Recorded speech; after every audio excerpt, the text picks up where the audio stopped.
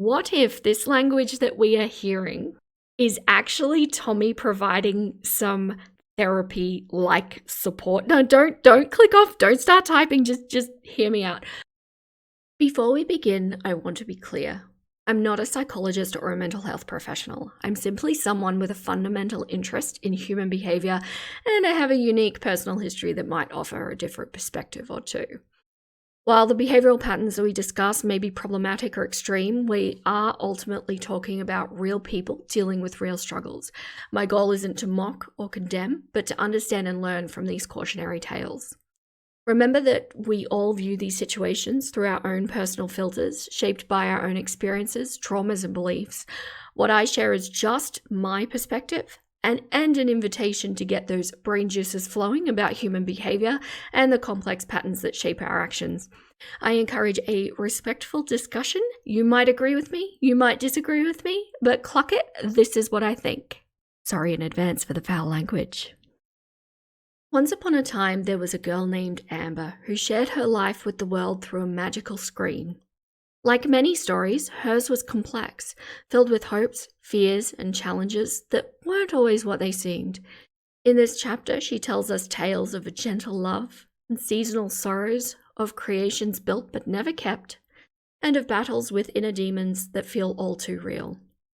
But beneath these stories lie deeper truths about a little girl who learned to perform her pain, a young woman who built walls with both her body and her words, and an adult still searching for the right way to be heard. Okay, if you are watching this, thank you so much. You have clicked on my very first video. I'm really excited to be putting this out. I've been thinking about doing a reaction channel of sorts for quite a long time, but there was something about this video that just spurred me on to do it. So I know I'm a little bit behind in timing. I just had to get everything up and ready, you know, everything that goes with having a channel. And hopefully I'll be more on top of it moving forward. Now, although I'm starting with Amber, she is not going to be the only person I look at. I have high on my priority list to be looking at Eugenia Cooney as well. So definitely stay tuned for that. But let's have a nice, respectful conversation in the comments. Tell me what you think. I'm going to be posing a lot of questions about Amber and this video. And yeah, we can all discuss together. Hello, welcome to a new vlog. Okay, all right. So first off, I don't want this channel, this video, any of them to really be focused on, let's say, the physical attributes of these people. I want to be using this as a cautionary tale that maybe we can all just take a little kernel from, learn something, or maybe even just think about a different perspective. Now, she is looking quite run down and tired. I would say even a little bit depression-y and a little bit I don't give a cluck, but that is pretty much all we're going to be talking about regarding the physical attributes. I think we all know what's going on. I don't think anything is in speculation really, so let's just continue on and hear what Amber has to say. I know I like to point out the obvious, but my hair is a mess. She is super frizzy, and I have a lot of hairs growing back from when like I lost a lot of hair from when I was like crimping and whatever. I do have a lot of hairs growing back, so that makes it even more frizzy. Hello. Okay, I'm just gonna interrupt again. Amber does this a lot in her videos. In fact, I think pretty much all of them. I'm sure there's some exceptions. She will talk about something mundane, something about her physical appearance. In this case, it's going to be her hair, and then she'll talk about her Lego in a little bit as well. Now, I think that this is actually a way of ramping herself up, and we know that she has had expressions in this video and others about poor mental health, and it does look a lot like an anxiety to being vulnerable, which, by the way, is completely understandable. This woman has a whole community that is dedicated to hating her, and some of the comments she gets absolutely horrible. And it's why it's important to me to come from this from an analysis and learning perspective. I'm not a supporter of her actions, but I'm definitely not a hater either. So I think it's worth noting when we see this kind of thing, is she doing, her own kind of psychological ramp up? Is she getting herself comfortable? I think it's pretty justified to think that somebody like Amber, in the situation that she's in, probably has a fair amount of anxiety just hitting record. But let's continue. Welcome to a new video. Can you guys believe it? Because I don't even know if I can. So I actively don't know where my tripod is, so I'm gonna sit you guys on some markers. We have a little wetness right here because I just refilled the animal's water. So on days that Tommy works, especially, like, I have the same like morning routine. I'll wake up, take the dogs out, refill cat food, dog food, water. It's just like every day, just my go-to. This worries me. Because, like, if I had to list off my day, and I'm sure you listening to this also, if you're listing off your day, you're not going to stop at taking the animals out and feeding them. Okay, what's the rest of the day, Amber? Because it kind of sounds like, are you sitting there like a little NPC waiting for your girlfriend to get home while she's doing her, however long workday? I don't know, I assume she works full time, so we're talking about some significant hours of the day. Are we doom scrolling? Are we doing things that don't feed our mental well-being or physical well-being, for that matter? So I don't like how this sounds, and don't jump on me yet. Let's just put our feelings for Tommy aside, just for the moment. If you can imagine that you go out to work and you know that your partner is just at home waiting for you to get back, and that's all they're doing, that actually puts quite a lot of pressure on that partner, or you as the partner, I mean. So it is a bit rough. It's not a good situation, and I think we're clearly seeing that that's the case. You say that it takes 21 days to form a habit. I can see that being a thing for sure. No. In the psychology community, this is actually quite a point of contention. What it boils down to is somebody who has created a lot of habits in her life and had to break a lot of bad ones. A habit takes as long as it takes to be formed. And that might be you working at something every single day, and maybe it's small and it only takes you a week, or maybe it's a massive life-changing thing and it takes 6 months. It's a misapprehension to think of something as 21 days to form a habit. It's just maybe a good place to start aiming at, nothing more. It's just back at home in Oklahoma, like, my routine is just a little bit different. So having to form another routine, here in Wisconsin is a little hard because it's... Yeah, so what I'm hearing from her, the feeling I'm getting is that she's feeling a little bit lost. Maybe she's not, we don't know if she's moved there or if she's still on a holiday. So maybe she hasn't found her grounding there yet.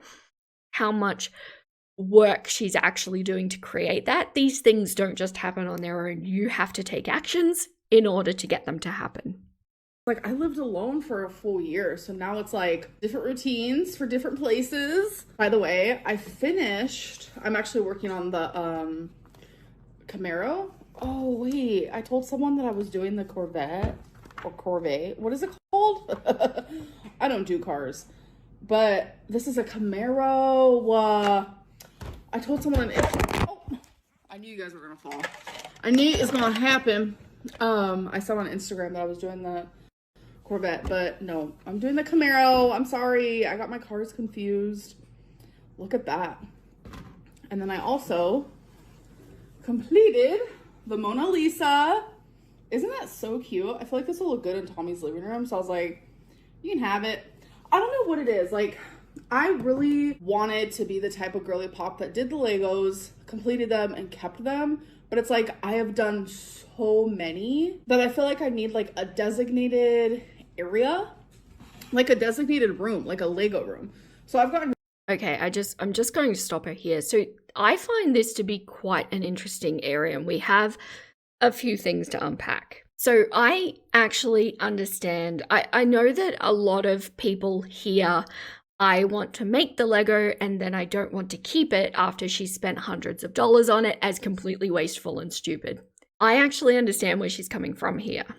So I have spent quite a lot of my time being a hobby girly pop. Oh my gosh, I'm going to start saying that unironically in my normal speech, aren't I? I have made and created a lot of things. I don't enjoy keeping those things, so the things I make, I sell. Because when you keep things that you make, they tend to build up in a huge way and take up a bunch of space, especially giant Lego creations. I do totally understand that. But just humor me this. What if Amber did something that was actually productive other than Lego, like jewelry making, crochet, I don't know, any number of things that utilize that creative mind, and it's doing, clearly she doesn't mind doing repetitive tasks, so she would make a really good maker. We also have examples in her past of a little bit of a bent to the creative, but never pushed into a realm that matters. So here are some theories on this particular topic. Is Amber, well, this is probably a silly question. I think we all know the answer to it, but is she seeking immediate gratification? And that means the dopamine hits, so it feels good, so keep doing it. But does she perhaps have a fear of the long-term commitment or performance, which would be involved in something actually artistic that potentially she could create and sell? Which draws quite a sad conclusion of, does she have difficulty seeing herself as someone who can create lasting value? And perhaps there is a safety in doing something like Lego because the instructions are all laid out nice and neatly. There's no fine motor skills required, no practice required to put the bricks together. It is a very safe, very unchallenging way of getting that kind of need to create out. Because let's be honest, if you put yourself out there and you fail doing something that you've created, that hits a lot harder than, I don't know, can you even fail at doing Lego? I'm not sure. But you see what I mean. It's a safe way for her to get that hit, which is really sad, because if she did put the effort into channeling, something creative, something productive, she might actually find that she is naturally quite gifted in that arena, but her own sense of self-doubt or her own fears are completely halting that process to ever even begin. Of all the Legos I've done, I've literally done hundreds. Yes, it's a lot, but it's more so about the building of it versus the keeping of it, because it's like, okay, once I'm done with this Camaro, like, cool, it's cute, it's fun, it's fresh, but it's like me building the object is more enticing than keeping the object. But if I had the See what I mean? She has the call to create. That is an artist thing. I wish she listened to it a little deeper than she is. Option, girl, I'd have every single Lego I've ever done. I'd have a little museum of Legos. Like, I wish, but it hasn't been that way. And like, if in the future I do get like a Lego room or a spot to have all my Legos. Yeah, so you guys will get a greater sense of my history as we move on, but growing up, I was criticized so deeply, so badly, and taught to fear everything that I was scared to do anything. So I set up these, I called it Hobby Friday, and I would try something new every Friday, which was scary as all cluck. Don't get me wrong. But what I learned was that I was capable of doing these things. Anyway, what she's talking about, I was making paper craft things, little Pokemon, and just generally constructing 3D things out of paper, and I wound up with a room full of these paper things. They can't be sold, so and it's heartbreaking. You can't throw them out because you've created them, but I do understand this is what she's saying. I'm telling you, I will redo every Lego I've ever done, and that's okay. Some hobbies are expensive, and this is one that is Crochet's not expensive, and I'm okay with that fully. I feel like there's so much that I need to like explain and talk to you guys about, and it's just like too much to do in one video. Okay, so we are at the 3-minute mark. My God. And we're finally going to get into the juice. So she's taken 3 minutes to gear herself up, basically. So I don't know. I need to make a list, like not me looking around for a piece of paper. I need to make like a list and just write down, okay, so I need to talk about these points. I should do them in these specific videos because it's just a lot. It's just a lot. I think specifically for this video, like I shouldn't have to explain that I'm having mental health. Okay, so she's talking a lot about planning, and the thing is, you can plan until the chickens come home, but it creates this false sense of productivity in a way. So you can get caught in this planning loop, which creates the good feelings, making you feel like you're in control and you're doing things, but in actual fact, you are not getting anywhere. You are just planning. And she does this a lot. And basically, look, just if you find yourself in this situation, put the pen and paper down, stop thinking, stop planning, just go just do it. That's the only key. Issues. I really am. And I look back at a year ago, and I was also having pretty bad mental health issues around this time of year. I like to reflect. I'm very much a reflector, and I think... Okay, I'm just going to pause this here because pay attention to this. She is going to, within the next couple of minutes, question whether she has seasonal depression. Now, we know she does not have seasonal depression because her depression persists regardless of the time of year. Not to discredit seasonal depression. We just know that Amber struggles with her mental health all year round. She starts by questioning that. Watch this. By the end of the video, she will have convinced herself that she has seasonal depression. That's why I do a lot of journaling. I reflect.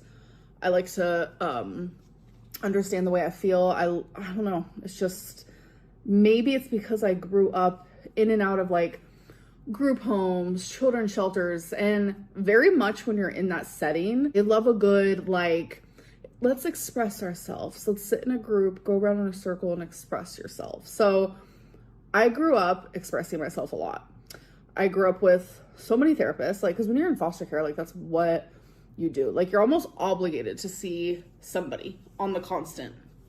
And so I'm very accustomed to expressing myself, but like, I'm not very accustomed to people actually caring. And that's like the sad reality. Like, there are good foster parents out there. There are good foster situations and group homes. I mean, I'm not gonna lie, I was in a good group home. Like, it was an all-girls group home.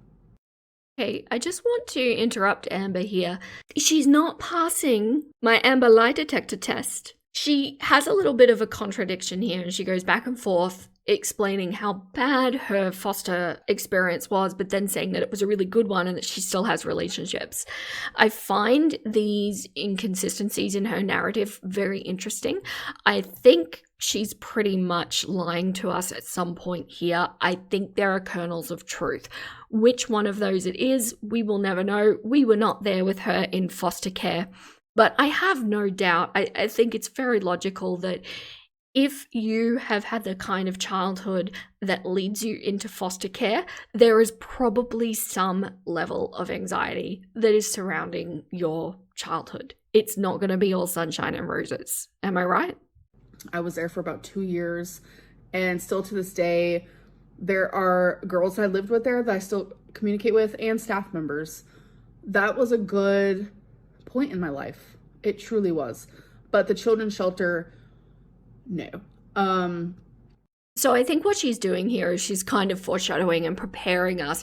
She's creating a contrast between people that she was taught to express herself with, who didn't care about her and didn't hear her, with Tommy, who is a gentle love and who really cares about her and listens to her. I believe that's what she's setting us up for, and I think that's why the inconsistencies, they don't make sense. I had fun times there.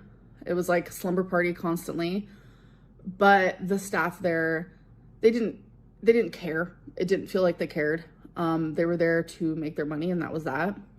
So, well, I mean, yeah, like mental health care, social workers, medical professionals, like to a point, it is their job. You can't expect them to take all of this home with them. They would have no peace. It's like, yeah, I was taught to express myself, but no one ever heard me. no one ever was actually listening or caring. And that's just like kind of how I feel too sometimes with like YouTube, is like I'll sit here and express and explain, and it's like, is anyone actually listening? Okay, so I think it's safe to say you don't want to be using your YouTube community as somebody to express your mental health to.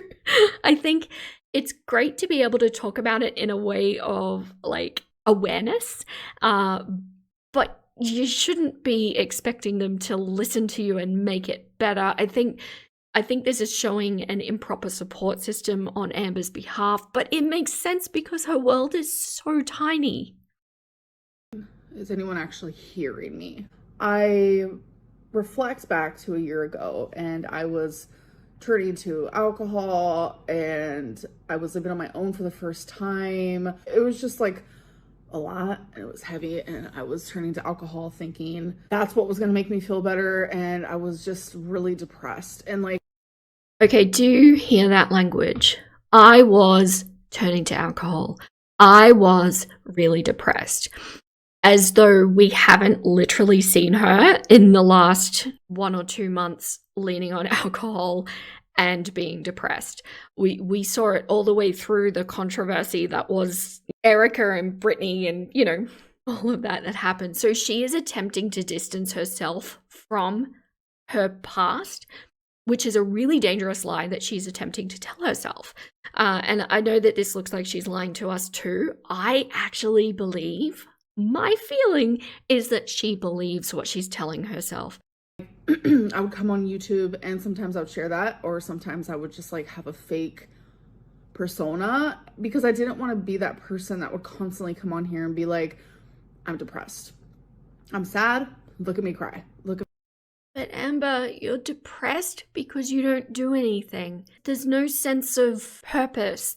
She's got this YouTube channel that I think it's so clear that she hates, and she has no point to her life. Action is one of the best combatants for depression. And at the very least, if you're doing it depressed, at least you've done something. But I don't know what the cluck I'm talking about, right? May have a mental breakdown. And I've done that a lot on YouTube, where I'm just fully transparent and I cry. I open up about my anxieties. What was it that I said that people really like to bring up? Mental things is scary. In that clip, I was having so much anxiety that like the world was just heavy on my chest. And that's just a prime example of like times where I really did come on here and just like, I let it all out. Yeah, but see, then she's in this weird loop of like, she feels like she needs to express so people can understand her trauma, and then they'll feel bad for her and they'll treat her the way that she feels she should be treated. But then she gets in a mode of, I don't know if she's feeling embarrassed, or if she just regrets saying it, or maybe she's just woken up in a different mood and she backpedals and then shows that fake persona like everything's okay, which leaves her audience absolutely reeling and not believing a word she says. Can you blame everyone for not believing you when you're constantly flipping the script? And I told myself that I wasn't going to do that this time, because when I do that, like, it's never... I'm not going to say never. I talk in a lot of absolutes. And yes, Amber. Yes. You talk in a lot of absolutes. Okay, so this section that is very brief, unfortunately, really caught my attention, and one of the core reasons why I wanted to make this video. This is not usual language for her. And this is the correct epiphany to have. What absolutely clucking sucks is that we know that she's not going to persist with it. So when you have this black and white thinking, it tends to be a if this, then that, or it is this, or it is that, and there's no gray area in between. And the part that I think Amber is thinking is, if I don't have YouTube, then I have nothing, right? But we actually know that, of course, there are a lot of gray areas that can happen in there. Now, I'm about to do a completely hot take. What if this language that we are hearing is actually Tommy providing some cognitive behavioral therapy-like support. No, don't click off. Don't start typing. Just hear me out. I know all of the history. I know all of the allegations. The most important thing that I'm trying to get through is that very few people are just 100% good or 100% evil. And this is like the thinking in absolutes, of course. People can have bad motivations but still do good things. And I have a really strong feeling that what's going on here in the background and what she's about to say is actually Tommy providing some serious psychological support behind the scenes. Does that excuse any of the other allegations? Of course it clucking doesn't. But let's just stop. Let's just, with an open mind, listen to the next bit she has to say.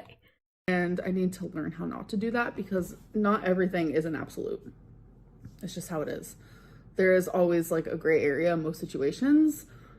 I was about to say, like, I was never met with like kind ears. I was never speaking to kind hearts. But that's not true. There are a lot of you who do watch me and care about me. And those people, like, I appreciate you more than you know. And I hear you and I see you. But sometimes it's so hard through all the noise. And that's just reality. It's truly reality. So I told myself this time, like, okay, Amberlynn, you feel yourself slowly getting into a weird, depressed headspace. And normally I would share that with YouTube. And I told myself, I'm just going to disappear instead. And I shouldn't have done that. I know I shouldn't have. A lot of you were worried. And I think that's why I went on to Instagram, is because, like, I felt bad, because it's like, I upload pretty frequently and I'm part of people's routines, whether for good or bad. And it's just like, I just disappeared. And I think what might have also triggered it so hard is, like, I have been in like a high, you know, when you first fall in love and like things are so good and you're like going out and you're hanging out with friends and you're doing things that like you don't normally do, and you're just like literally having the time of your life and you're so happy. And like mental health like takes away that like high, that super high happiness and just like that great feeling. When that was taken from me, it was like I hit like a rock. I hit like a bottom. And I have done so much crying. Like, I am with Tommy. I am with someone that I love. But I feel so depressed. And it's like, it's not fair, because it's like, I'm getting people on Instagram, because I was doing these Q&As on there. I was getting people on there saying, like, if you're so happy with Tommy, then why are you depressed? Two things can coexist at the same time. I just feel like mental health isn't black and white. And it was just easier for me to like live without filming my life for thousands and thousands and thousands of people. It felt safer to me to just disappear. And I do slowly feel myself getting like out of this like weird depressed headspace. I do feel that. And it's just like, I have BPD, and that's been like hectic on, like, it's just been hectic. It's not fair that like I have these things while I'm trying to just like be happy and just live. Like, okay, I didn't want to interrupt her too much there, because I actually do think that we are seeing some of the most authentic Amberlynn that we can see. The problem is, though, that we're seeing her working like half an hour a week, and it rings a little tone deaf to the rest of us who have to get up and do a job that we may not like and look after kids, and you know, we've got responsibilities, and our day is so big that to think that of just working 30 minutes a week, that would be like a holiday. But if we could not put our own filters on her just for a moment and just acknowledge her actual feelings, there's quite a bit to unpack. And don't get me wrong, she totally needs a reality check. So, first of all, the statement or the question saying, but you're with the person you love and you're depressed, and like that is so clucking ignorant. I just cannot. Because of course you can be. Anyone that has struggled with depression or anxiety knows full well that it has nothing to do with the person that they love, and it has everything to do with them. It doesn't matter how wonderful or how good or how caring Tommy is, she cannot fix this because Amber hasn't fixed this. She's clearly mistaking the difference between like intense early infatuation and then a more matured, comfortable kind of love that happens with a long-term relationship, especially when you're living together. Those two things should never be compared, and it's why extramarital affairs are particularly so like unfair, because you're dealing with this new fancy fun fluttery thing, comparing it to the routine of living together and growing together. It's different. It's just two different things. But once again, like we were talking about the dopamine rush and the immediate gratification, that's what she gets from new relationships, which of course is why she has a new one lined up when the old one is ready to go. So in regards to what I suspect might be happening behind the scenes, and what she said about the crying and the breakdowns, and can you imagine, like we were talking about before, being you, working a full shift, knowing that your partner is just waiting for you to get home because they're not doing anything, and then when you get there, there's mental breakdowns and crying and panic, and you have to fix that. Once again, I just want to specify the allegations against Tommy, very severe. I'm not at all defending her. I seriously, there is a big question mark over that woman's head for me. But what if, let's just ask this question, what if she isn't a feeder? What if she's putting the big, no pun intended, I'm sorry, what if she's putting the big task aside that is the weight loss in order to make room to work on the mental well-being as a foundation in the context of, how about if we get the mind right, then we can tackle the weight loss? I think it's worth considering, what if there is just an alternative situation going on here, and from the outside, none of us are in that relationship with them. We don't know exactly what's going on. We can only make informed guesses, but it does kind of sound like the language that she's using that I don't normally hear from her. And considering we know that she takes on language from others, I think there might be some mental support structure going on there in the background from Tommy. Will Amber do anything with it? Cluck, no. Also, I think another mistake that we tend to make as humans is probably taught to us from when we're quite young as children, that happiness is something to be almost strived for, like it should be the default state, and wouldn't that be amazing if it was? But the reality is, happiness is a positive extreme on a spectrum that is life. So it is not a constant state, and unfortunately we need the clucking awful things that happen to us in life to be fully able to appreciate the really, really good that happens. But operating on this sense of, oh, I should always feel happy, I should always feel good, I should always feel motivated, it's a fallacy. It is not how life works, unfortunately. It's not fair. And there's only really one thing I can do, and that is go to therapy. For some reason, I'm so scared to go to therapy for like BPD. I don't know what it is, but something about it really freaking scares me. I can tell you exactly what it is. Any steps, whether it's therapy, whether it's self-improvement, whether it's weight loss, whether it's selecting correct partners, any step that goes towards improving her situation is a step towards a life that involves responsibility, challenges, choices, like decisions having to be made, people relying on her. And this woman's existence is just so much fear all the time. We hear her talk about almost every video, her fear. There is a fear in some way. And this fear is so all-consuming that she fully doubts whether she can adult like everybody else can. Like as though we're all just cruising around with something special that she doesn't have or cannot attain. That is why she is hesitant to go to therapy. And I think it's because it's like, it's almost as if it's like truly, truly confirming. Like, Amberlynn, you got the BPD. It's like, yeah, I was diagnosed. I experience BPD things almost daily. I feel it. I'm aware. Like, I'm cognizant of it and I have to deal with it. But it's like going to therapy for it, like having to like stare at it, talk about it. You mean like an adult would? It's just surreal and it's not something I want to do.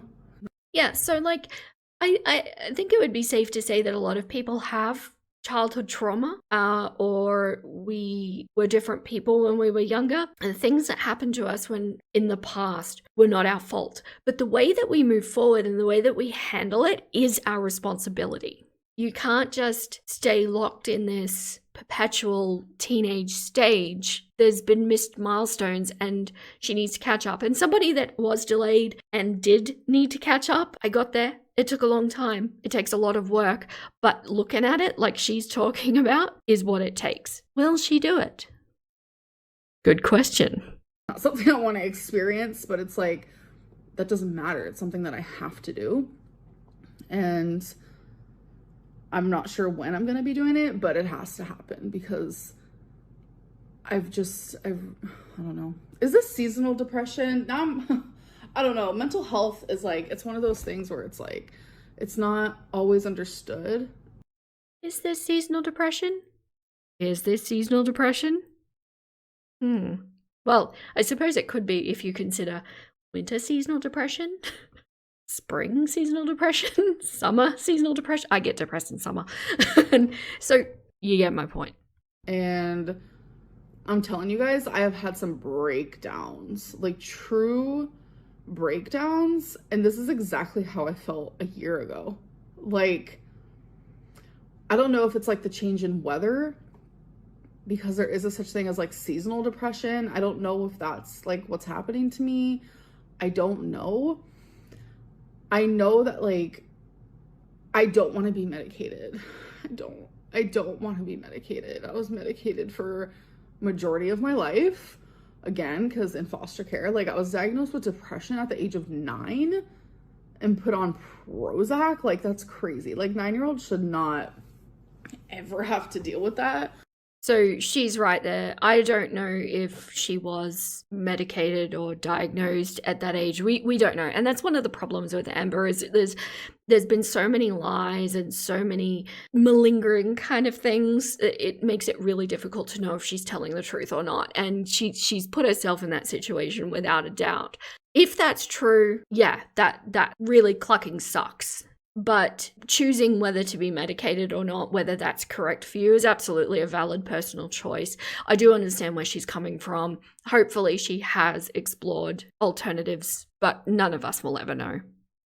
So I've been in and out of medicine my whole life, and I was taking Lamictal for 5 years. Which, by the way, Lamictal, according to the googly, is a treatment for epilepsy and bipolar.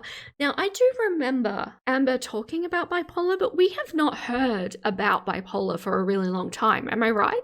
It's all about borderline personality disorder.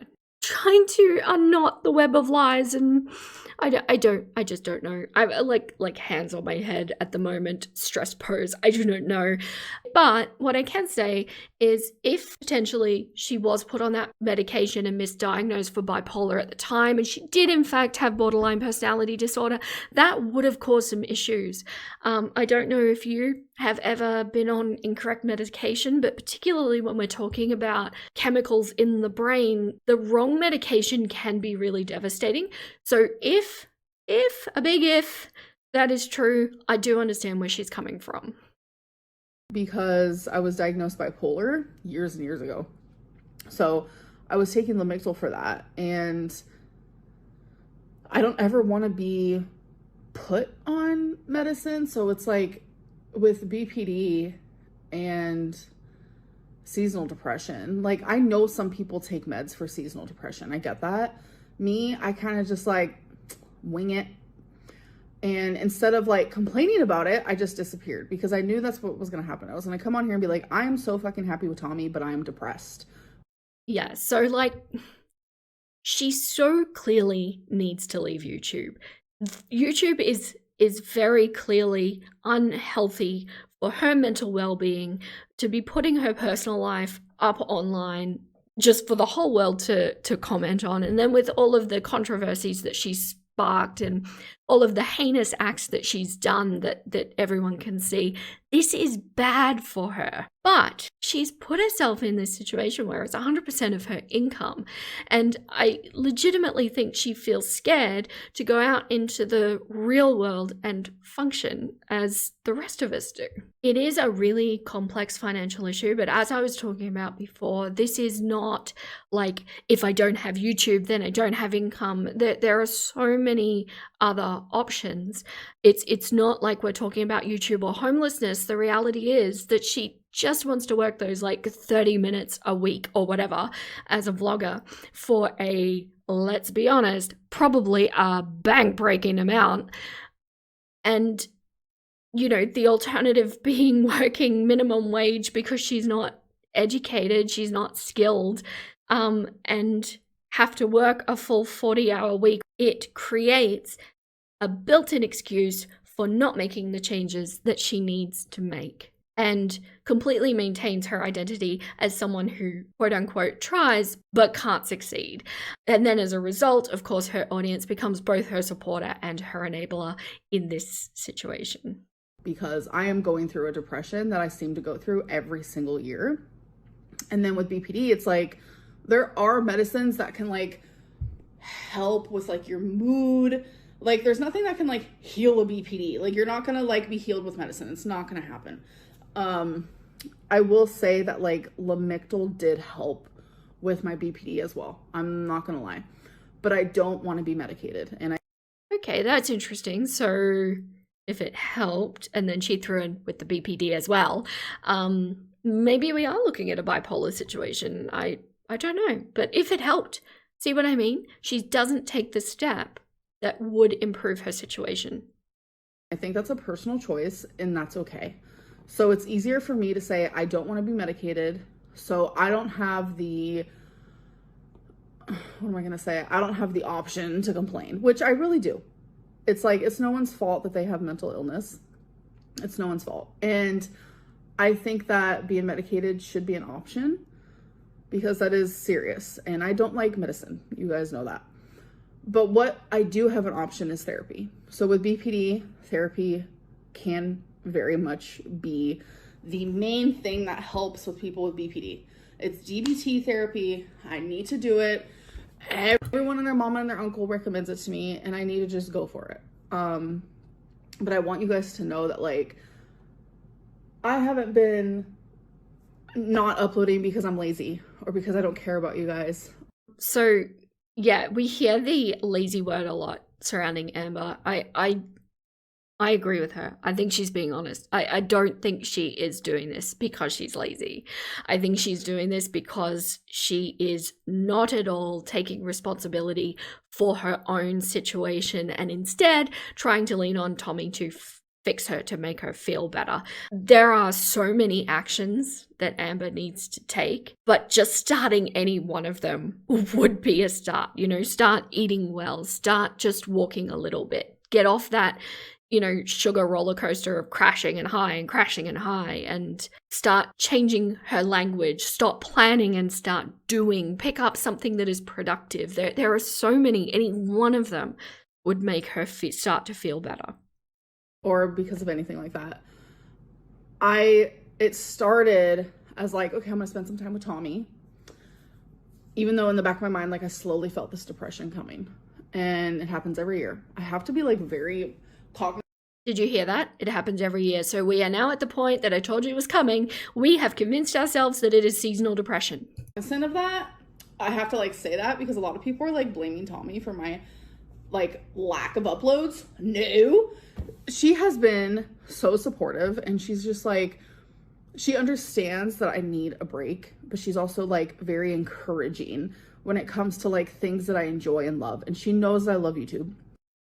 She knows that I love YouTube. So that was a contradiction in and of itself, like have a break, but also upload. So which is it? I think I would bet so much money on the fact that there have been some very heavy discussions going on in the background, and I have a feeling that Tommy may be finding herself in a situation that she was not prepared for, that is caring for Amberlynn Reid full time. And she's like, you know, upload when you want, but she's always like giving me cute little ideas. Like, we want to do y'all, I gathered so many questions for you guys, and I like to physically write. So I gathered so many questions from you guys for me and Tommy to answer. So that's something that's still like up in the air. At first I was like, I don't want to do this. Oh, hold on, I'll be right back. Okay, sorry about that. All right, I just need to step in here. I know that little Twonk has been such an issue.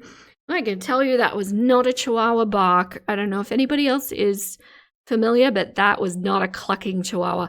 Now, I know that she's come out since saying that Tommy does in fact have a dog. But anyone who's had dogs knows that they all bark at the same time, especially when someone's at the door. So, yeah, I don't know what's going on with little Twinkie. Hope she's okay. Amazon was delivered. What was I saying? So I got these so I could write down your guys' questions so Tommy and I could like pick them out randomly, so they weren't in like any specific order. We were gonna like make it a series maybe, or do it all in one video, but the video would be like hours long, I feel like, because there's a lot of questions, you guys. So many. So we went through phases where we're like, yeah, let's do this, and then I was like, no, and then she was like, no, and then we were like, yeah, and now we're kind of currently at the stage of like, sure. Why not? So there are a lot of questions. So it's like, why did I even bring this up? I forget. Oh my god, the Amazon guy distracted me. What was I saying? Okay, I remember now. It's because some of you are blaming Tommy for me not uploading, when no, it's like the complete opposite. Like, she's super supportive and like whatever I do, and she's just super sweet and amazing. So yeah, this is for that. So I'm gonna write the questions on here and then like fold them up, and like I want to put them in like a clear vase. I think it'll look really pretty with like the colors. Oh my god, I just cannot. I cannot. Oh. So we're planning again. We are back to make ourselves feel better, like we have a plan in place. And let me tell you, Post-it notes are not going to get you out of this. Quirky little question games are not going to get you out of this. So she's completely allowed herself to get off topic at this point. The conversation did get pretty real, and I think she was probably the most sincere that we've seen her in a while. I know some people feel that she was more sincere in her early stuff. There were, like, let's just say, if it's usually like 90% lies, I feel like this one maybe was 20%. I think there was a lot of real stuff going on. But she's now backpedaling completely. And this little activity that she's concocted, it's just a distraction for her brain to trick herself into feeling like she's actually done something of value. But of course, it's not. And you guys, I'm telling you, there's so many questions. This angle's hectic. But I don't know. Like, I need to do my job. I need to come on here. I need to be myself. I need to be myself. Like, I need to be myself. This is me. I'm just going to, okay, so this is a problem. So she's talking about needing to be herself, but that's actually another lie that she's telling herself. But this is a flawed fantasy, because the reality is, if she is herself and then she gets the hate, then her real self is being attacked. And that's why in her next video, she fully backpedals and gives us the fake version again. I will cover that video. Because when you are your fake self and you get criticism, it's easier to go, oh, well, it's not really at me, right? It's like a little security door that she can put on. Like, I grew popularity in being myself. I have lessened in popularity by watering down who I am. That's eye-opening. That the Amberlynn that like has more personality and like shows more of like her vulnerable side and like isn't afraid to be like, yeah, this is me. Like, that Amberlynn is the Amberlynn that people came here for. I'm gonna go ahead and assume. as much as people like to talk shit and say what they gotta say, which is a lot, deep down it's like, you're here for a reason, I'm assuming. So I don't know. Like, anyways, oh, and I uploaded a TikTok. Okay. I'm gonna stop the video here because she now goes on to ramble about very inane things. You've probably seen it, but this video has been really interesting because it's just come a full circle and has not actually achieved anything. She's in a complete loop of thinking, of actions, of trauma, of keeping herself the victim so that she can be treated in a certain way, so that she can be looked after. And these things need massive action. She almost needs to treat herself like an addict to this life and fully detox and keep away from it at all costs. So here are some questions that I'd like to leave you with. What if Amber's behavior isn't just attention seeking, but actually a recreation of childhood dynamics where she had to really show her emotions to be heard, so she always has to be extreme and overact and malinger and just to get that little bit of attention and care? The drawback to that is that we see that watching her as a manipulation tactic. Is there safety in illness?